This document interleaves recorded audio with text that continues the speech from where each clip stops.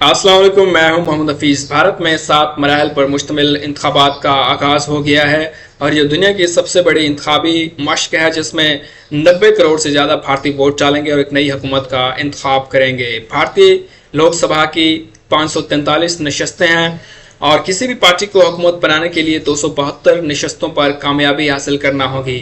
इस मरतबा Indian national Congress के साथ बहुत सी छोटी और बड़ी जमातें इत्तेहाद करके बीजेपी भारतीय जनता पार्टी का मुकाबला कर रही हैं, लेकिन जो रिपोर्ट सामने आ रही है उनके मुताबिक इस मरतबा भी नरेंद्र मोदी की भारतीय जनता पार्टी को कामयाबी हासिल होगी और बीजेपी तीसरी मरतबा इंडिया में अपनी हुकूमत बनाएगी। अगर ऐसा होता है और नरेंद्र मोदी तीसरी मरतबा इंडिया के वज़ीर-ए-आज़म बनते हैं तो इंडिया एक हिंदू राष्ट्र बन जाएगा जहां पर हिंदू इंतहा पसंदी में इजाफा होगा और इंडिया एक यकजमाती शख्सी आमरीत कहलाएगा जहां पर अक़लियतों के जो हकूक़ हैं वो पामाल होंगे और इंडिया की जो जमहूरियत है उसको भी नुकसान पहुंचेगा। अब आपको बताते हैं कि नरेंद्र मोदी अगर इंडिया के तीसरी मरतबा वज़ीर-ए-आज़म बनते हैं तो अक़लियतों खासतौर पर मुसलमानों को कौन से चैलेंजेस और मसाइल का सामना करना पड़ेगा। दरअसल जो बीजेपी है वो अपनी इलेक्शन मुहिम भी एंटी मुस्लिम सेंटिमेंट्स पर चला रही है। कल एक जलसे में मोदी ने खिताब करते हुए मुसलमानों को घुसपैठिया कहा और उसने कहा कि जब कांग्रेस की हुकूमत रही है तो उसने अनइक्वल वेल्थ डिवाइड की है जिस पर मुसलमानों ने बहुत से इंडिया के जो रिसोर्सेज हैं उस पर कब्जा कर लिया है। अगर बीजेपी की तीसरी मरतबा हुकूमत बनती है तो ये रिसोर्सेज मुसलमानों से छीन कर हिंदू में तकसीम किए जाएंगे।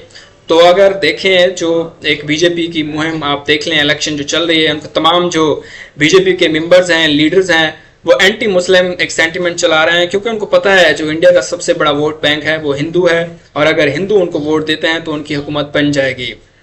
बीजेपी ने यह ऐलान किया है कि अगर तीसरी मरतबा वज़ीर-ए-आज़म बनते हैं मोदी तो 2019 वाला वो सिटीजनशिप अमेंडमेंट एक्ट नाफिज करेंगे। ये जो लॉ है ये एंटी मुस्लिम लॉ है और मुसलमानों ने इस पर बड़ा एहतजाज किया था 2019 में जब मोदी ने इसको नाफिज करने की कोशिश की थी। आपको मैं बताऊं कि 2019 में ही मोदी ने कश्मीर का जो स्पेशल स्टेटस था वो ख़त्म कर दिया था और जो 370 आर्टिकल था जो कश्मीर को एक स्पेशल स्टेटस देता है इंडियन कॉन्स्टिट्यूशन के मुताबिक, मोदी ने उसको रिवोक करके कश्मीर को एक स्टेट बना दिया इंडिया की और उसकी जो एक स्पेशल लैंग्वेज थी उसका एक फ्लैग था। इंडिया से कोई भी वहां पर जाके टेरिटरी खरीद नहीं सकता था तो उसको सारा रिवोक कर दिया मोदी ने और कश्मीरियों का स्पेशल स्टेटस खत्म कर दिया। इसी तरह मोदी ने सिटीजनशिप अमेंडमेंट एक्ट पास करवाया पार्लियामेंट से जिसके मुताबिक जो हिंदू, सिख और बाकी जो मजहब के लोग हैं अगर वो अफगानिस्तान, बांग्लादेश और पाकिस्तान से माइग्रेट करके इंडिया गए हैं तो उनको तो सिटीजनशिप मिल जाएगी इंडिया की, लेकिन जो मुसलमान बांग्लादेश और अफगानिस्तान से माइग्रेट करके इंडिया में गए हैं तो उनको घुसपैठिया कहा जाएगा, उनको फॉरेनर कहा जाएगा और उनको इंडिया से निकाल दिया जाएगा। इस वजह से 2019 में जब मोदी ने इसको नाफिज करने की कोशिश की तो प्रोटेस्ट हुए थे और दर्जनों मुसलमान मारे गए थे। मोदी की हमेशा एंटी मुस्लिम पॉलिसीज रही हैं। आप 2002 में देखें जब मोदी गुजरात के वज़ीर आला थे तो वहां पर दंगे फसाद हुए गुजरात में और 1000 से ज्यादा मुसलमान शहीद हो गए थे। मुसलमानों पर यह इल्जाम लगाया गया था कि जो एक हिंदू ट्रेन अयोध्या से आ रही थी उसको मुसलमानों ने जलाया है और मोदी क्योंकि वज़ीर आला थे गुजरात के तो उन्होंने इन दंगे फसाद को करवाने में अपना एक रोल अदा किया और उस वक्त अमेरिका ने मोदी पर पाबंदी लगा दी गई थी कि मोदी अमेरिका एंटर नहीं हो सकता है।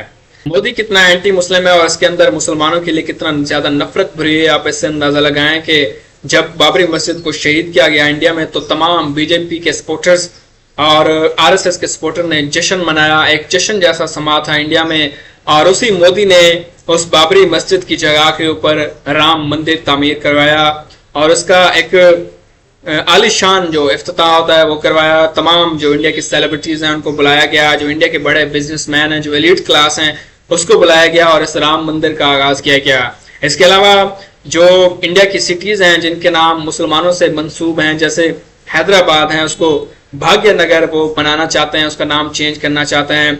जो इलाहाबाद था उसको प्रयागराज उसको बना दिया गया और जो फैसलाबाद था उसका नाम अयोध्या रख दिया गया। तमाम जो मुस्लिम सिटीज जो एक मुस्लिम हेरिटेज थी जो मुगल एम्पायर में इसको तामीर किया गया, वो अब धीरे धीरे ख़त्म हो रहा है और मोदी नहीं चाहते कि मुसलमानों का नामो निशान भी इंडिया में हो।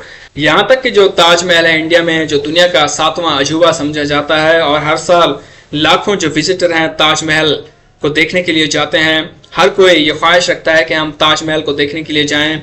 जो हिंदू सुप्रीमेसिस्ट हैं, जो हिंदू नेशनलिस्ट हैं, जो कट्टर हिंदू हैं, वो ये कहते हैं कि ये दरअसल जो ताजमहल है ये एक मंदिर के ऊपर बनाया गया है और ये एक तेजू मंदिर है। यहाँ पर पहले मंदिर हुआ करता था, तो हम इसको ताजमहल को गिराकर दोबारा से मंदिर बनाना चाहते हैं।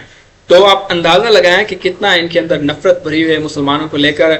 और अगर तीसरी मरतबा भी मोदी हुकूमत बनाते हैं और वज़ीर आज़म बनते हैं तो इंडिया एक डिक्टेटरशिप रूल में आ जाएगा।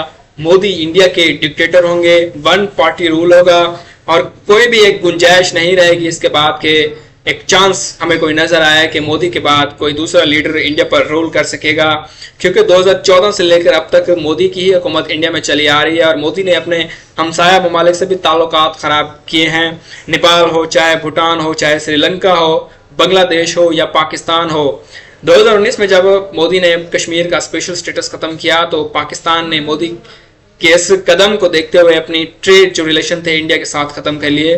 तो मोदी का एक बड़ा रोल है अपने हमसाया ममालिक के साथ ताल्लुकात ख़राब करने में और मोदी नहीं चाहते कि जो मुस्लिम नेशंस हैं उनके साथ वो ताल्लुकात को डेवलप करें। हमेशा मोदी ने पाकिस्तान को अलग थलग करने की कोशिश की है, आइसोलेट करने की कोशिश की है, नुकसान पहुंचाने की कोशिश की है, लेकिन मोदी इसमें नाकाम रहा है। और पाकिस्तान के बहुत से जो मिनिस्टर हैं ये बयानात देते हैं कि हम इंडिया के साथ ट्रेड रिलेशन रखना चाहते हैं। आप किस तरह ये ट्रेड रिलेशन रखेंगे जब मोदी एक स्टेप भी पीछे नहीं जाएगा और उसकी तमाम पॉलिसीज़ एंटी पाकिस्तान होंगी।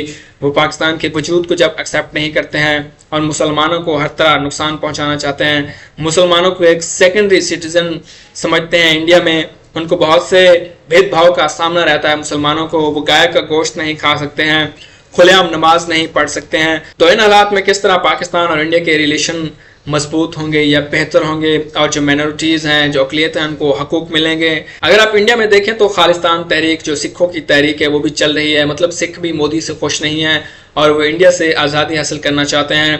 और मुसलमानों पर तो कब से जुल्म किया जा रहा है, वो हर तरह के मसाइल का, चैलेंजेस का सामना कर रहे हैं, लेकिन फिर भी वो इंडिया से लॉयल हैं, इंडिया से मोहब्बत करते हैं और इंडिया की डेवलपमेंट में अपना किरदार अदा कर रहे हैं। लेकिन उनको एक सेकेंडरी सिटीजन समझा जाता है और उनको बहुत से भेदभाव का सामना करना पड़ता है। हम उम्मीद करते हैं कि इन इंतखाबात में इंडियन नेशनल कांग्रेस को कामयाबी मिलेगी और मोदी को इक़्तिदार से बाहर निकाला जाएगा, क्योंकि मोदी ने पूरे खित्ते को परेशान कर रखा है। मोदी ने पूरे खित्ते का जो अमन है उसको तबाह कर दिया है तमाम हमसाया ममालिक से ताल्लुकात ख़राब करके, क्योंकि एक इंडिया बड़ा मुल्क है इस साउथ एशिया का।